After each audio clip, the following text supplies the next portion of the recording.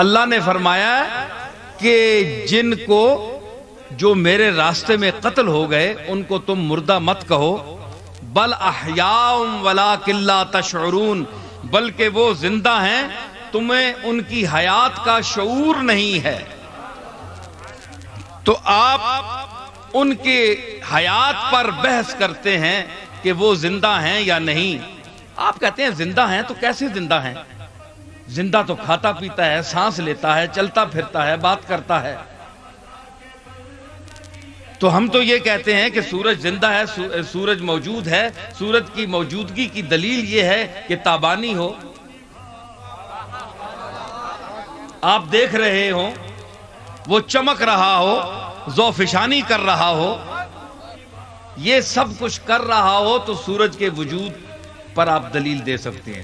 تو آپ کیوں کہہ رہے ہیں کہ آج بھی اب بھی امریکہ میں وہ موجود ہے؟ لوگ کہہ رہے ہیں جو دیکھتے ہیں، ایسے لوگ تو نہیں ہیں جو یہاں بھی دیکھیں کہ یہاں رات ہے اور دوسری نظر اٹھائیں تو وہ امریکہ میں دیکھیں کہ سورج موجود ہے۔ ایسا آدمی کوئی نہیں ہے، فون کر کے آپ پوچھ سکتے ہیں۔ بیک وقت دو منظر نہیں کوئی دیکھنے والا، اتنی طاقت اس میں نہیں ہے اس دور میں کہ جو غروب کی کیفیت اندھیرے کو بھی پاکستان میں دیکھے اور امریکہ میں سورج کی تابانی کو بھی دیکھے۔ آپ فون کریں گے لیکن اطلاع ملے گی تو آپ یقین کر رہے ہیں۔ تو اللہ فرما رہا ہے کہ جو میرے راستے میں قتل ہوتے ہیں وہ زندہ ہیں۔ آپ کو یقین ہے کیونکہ قرآن جو کہہ رہا ہے، آپ کا ایمان ہے۔ تو آپ مجھے بتائیں کہ اگر ایک شخص حضور سید عالم کا کلمہ نہ پڑھے، بارڈر پر شہید ہو جائے، وہ شہید ہوگا؟ بولے۔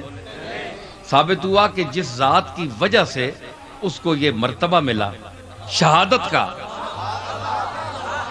وہ اگر کلمہ پڑھ کر بارڈر پہ شہید ہو جاتا ہے، جہاد میں شہید ہو جاتا ہے، تو وہ زندہ ہے۔ بلکہ گمان تک نہ کرو کہ وہ مردہ ہے، یہ تک لفظ آئے۔ تو جس کی بدولت اس کو حیات عطا ہو رہی ہے، آپ یہ سنی شیعہ وہابی اس مسلک کو یہ آپ ذرا ہٹا دیں، یہ پردے ہٹا دیں۔ میں کسی پارٹی کی بات نہیں کر رہا، خدا را انصاف کریں، انصاف کریں۔ ٹھیک ہے اکثریت سنیوں کی بیٹھی ہے، لیکن اس کو شیعہ بھی سنیں، وہابی بھی سنیں، دیوبندی بھی سنیں، غیر مقلد بھی سنیں، سب لوگ سنیں اور کہیں اور سوچیں اور فیصلہ کریں، اپنے ضمیر میں جھانکیں، گریبان کھولیں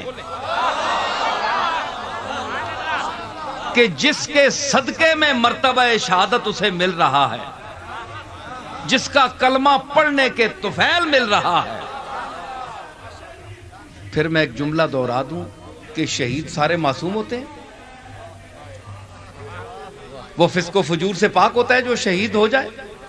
کیا آج تک جو شہید ہوئے ہیں وہ سارے معصوم تھے، پاک تھے، انہوں نے کوئی گناہ نہیں کیا؟ غیر معصوم، گناہگار، فاسق، فاجر بھی اگر ہو، کلمہ پڑھے، توحید پر ایمان لائے، رسالت پر ایمان لائے، ملائکہ اور کتب سماویہ پر ایمان لائے، اتباع شریعت کرے، کوتا عمل ہو بے شک، لیکن جب دامن مصطفیٰ سے وابستہ ہو جائے، فاسق فاجر بھی ہو،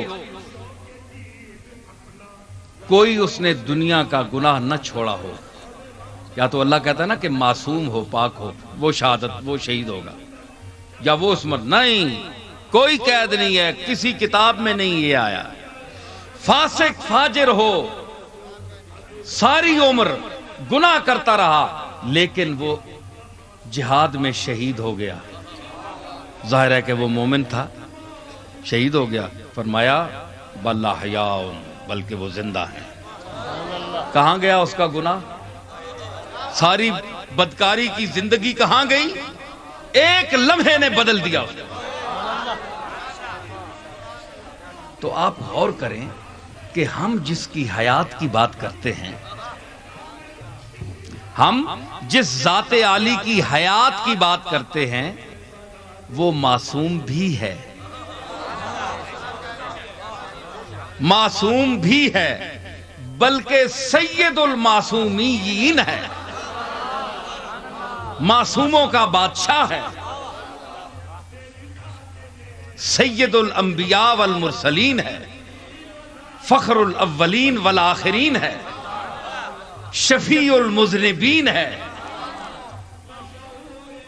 اتنی بڑی ذات، اس کے متعلق آپ کو ابھی شک ہے؟